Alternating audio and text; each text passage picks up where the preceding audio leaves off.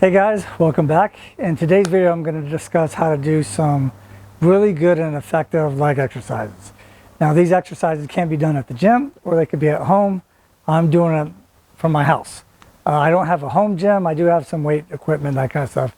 But these can be modified so you can use them with weights or without weights and make them as difficult or as easy as you like, depending on your current fitness level. So let me show you how to do these. And if you have any questions, don't forget, you could always ask me in the comment box below and I'll do my best to answer your questions. All right, so let's get started. All right, since I still have some daylight and fresh air, I'm gonna take my dumbbells and do some of these squat varieties out here. One of my favorites when I have dumbbells is I hold them up high, not above my head, but near my shoulders. You could rest them on your shoulders. A little bit wider than normal stance, down and up. Excellent exercise for the lower body. Really engages your core too, because my body's trying not to sway back and forth, so my abs have to engage and it becomes more of a functional exercise that way. But the key is, as you're doing it, to keep the chin and face forward, but back as I go down and up. So that way I'm not driving my knees forward, putting too much pressure on the patella tendon. Not good. All right, another variety of these squats is doing kind of like a sumo squat. So instead of holding one heavy dumbbell, I'll hold two. Of course, if one's heavy enough, just hold the one, but this way, holding two, I double the weight. Same concept, butt down and back as the chin goes forward, going down as far as you feel comfortable. Another excellent one that's going to hit the quads, even the calves, some hamstrings and glutes. But once again, arms together close to the body. That helps to take pressure off the lower back. Nice, good leg exercise. The other one is, once again, a variety, because it changes your center of gravity by raising the weight up here again, makes the core work harder. And sometimes when you involve more core, it makes the legs work harder to stabilize so you don't sway and potentially fall. So once again, I like to do the wider stance, because in general, wider means more hamstring and glute activation. However, let's say you don't like that. That's fine. You could do feet a little bit closer together, but it's really important then to not bend forward and potentially hurt your knees, but you still want the butt back. Weights close to the body. The farther I go out, more it hits my core. However, this isn't the only part of your core. This is too. If you already have a bad back, you definitely don't want the weights too far in front. Keeping it close to the body, down and up. Once again, a very, very good exercise. Gets a bad rap for being bad for your knees. In general though, squats are only bad for the knees when you do bad form. If you do good form and good technique, however, squats are actually very good. All right, with this exercise, I'm going to do walking lunges. You can do it stationary, which is fine for limited in space. I'm doing it in my backyard here, so I have more room. The key, once again, is almost exaggerate your leg forward so the knee doesn't go past the toes. It's usually not the end of the world if it does. However, it's usually not as good health-wise for your knee if you do too short or too shallow of a stance.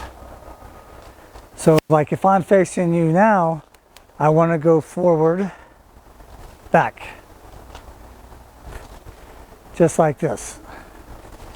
Now if I'm at this angle, you'll see when I come down, I'm not hitting this, I'm not leaning forward. Posture and technique is really important. If you have trouble with heavier weight, just try to use a little bit less weight if you can. Now, if you don't have that access at home because you only have one pair of dumbbells, then just do the best you can. Limit your repetitions in, because the more reps you do, the harder it's going to be. So kind of just use common sense and you'll be fine. Okay guys, you got to do legs too. It's not just a girly exercise. There's so many guys I see at the gym, they got these big jacked upper bodies, tiny little chicken legs because they don't do legs. Doing these at home, you don't have to worry about looking embarrassed or whatever's going through your mind or whatever you avoid legs. It's a super important body part. Not to mention it's the foundation of everything else. So when you get your legs strong, everything else gets stronger. Plus, I'm sure your wife and girlfriend doesn't appreciate having bigger legs than you. So get working at it. All right, on this one, it doesn't require any weights. Although if you want to use ankle weights to make it tougher, you can do that. It's a pelvic tilt, but using one leg instead of like a bridge where you use both. Although you can do a bridge, and I'll show you that one real quick as well. So if I lay down here, head and shoulders down, raise up my hips, down slowly, and repeat that motion, it works the hamstrings and glutes. It can also work harder if I put my feet maybe on one of the dumbbells or on a Bosu ball if you have one of those handy. But on this one, I want to hit my core and the hamstrings and glutes even more. So what I do, hands down, shoulders and head down as well. One leg up and trying to touch that toe to the ceiling, back down. As high as I feel comfortable, so I really have to engage my leg that's pressing down with the foot on the floor. Get up as high as I can go and back down. And once again, your core will work to help stabilize the spine while you're working the hamstrings and glutes. So it's a really good exercise. If you haven't tried it, I would recommend 15 to 20 repetitions of each. Of course, if you do use an ankle weight or something like that, or elevate your foot that you're pushing down with, that'll require a lot more energy and therefore it'd be tougher, so fewer reps. All right, this one is a one, I don't even know the name of this one. I've heard it called different things. Bird dog is one of them. That's probably the most common name, I think. But it's a good one that can help with balance, also helps the core, and it works the hamstrings and glutes. There's two different ways of doing this one. One is when you're on all fours, and then when I raise my arm that's closest to you, I'm going to raise my opposite leg up, down, up, down. Now it's a little bit more balanced if I don't touch the floor with the hand or the foot as I go up away from the floor with both that arm and the leg. So if I do the same thing on this side, so it's nice controlled motion. So it still works the hamstrings and glutes. However, on this one I want to show you a little bit more glute is when I keep the leg bent and go up like I'm going to touch the ceiling with my heel and back down. Up, down. Really activating the hamstrings and glutes, particularly the glutes on this exercise. So I'm not really keeping my foot flexed. I'm focusing on keeping the knee bent, avoiding the temptation to do a kickback. I'm just going up like I'm trying to touch the ceiling.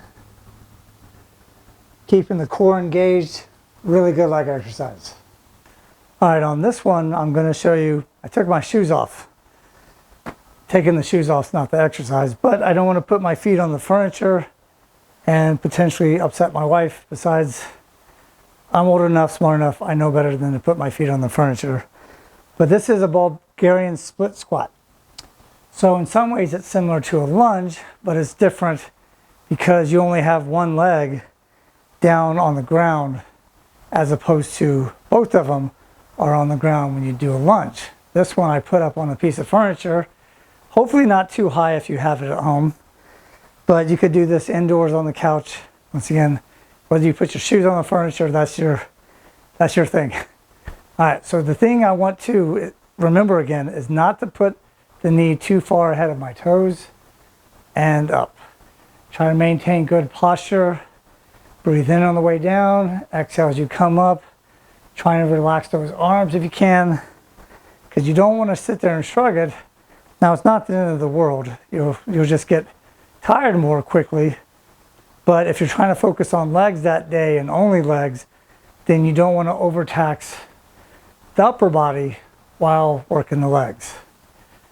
And this is another good one that's also quite safe if your balance is good and use proper form and technique. All right, so that was the leg workout. You could once again do it at home or at the gym, whichever is convenient for you. Or if you're not comfortable going back to the gym yet, that's up to you. But it's a simple group of exercises that will blast your lower half and functionally work the core as well. Once again, you don't have to use dumbbells, but if you have them or barbells, you can use those as well. So, just get the exercise going, get moving. It does the body really, really good. Exercise is also good for the mind and helps with stress relief. So if you like the video, give it a thumbs up. It helps my channel. I appreciate it. Also, if you haven't subscribed, do so. Once again, that helps my channel as well. And once again, if it's helpful, hit the notification bell and then you'll be notified when I have new videos. All right? Thanks a lot, and we'll see you next time.